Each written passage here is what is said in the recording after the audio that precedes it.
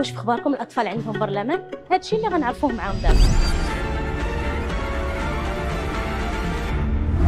السلام عليكم ورحمة الله تعالى وبركاته. معكم مريم أمجون، عضو في البرلمان العربي للطفل من المملكة المغربية الشريفة. البرلمان العربي للطفل بالنسبة لنا كأطفال هو واحد الفرصة للدفاع عن حقوق الأطفال وللترافع عن حقوقهم وإيصال صوتهم للعالم ولأصحاب السلطة وأصحاب القرار.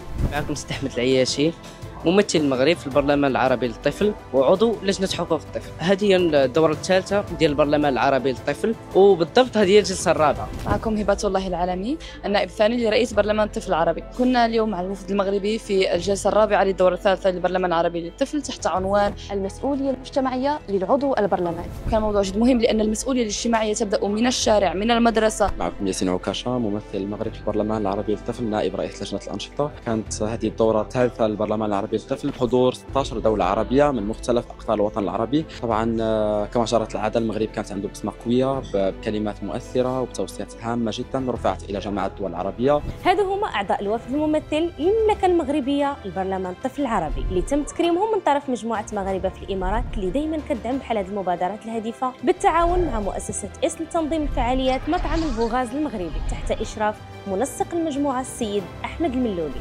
وشكر موصول طبعا صفحة الإمارات وحب المغرب على التتبع ديالها ديالنا ديما والحرص ديالها أننا تبين نحن كمغاربة في أحسن صورة. شكرا لكم.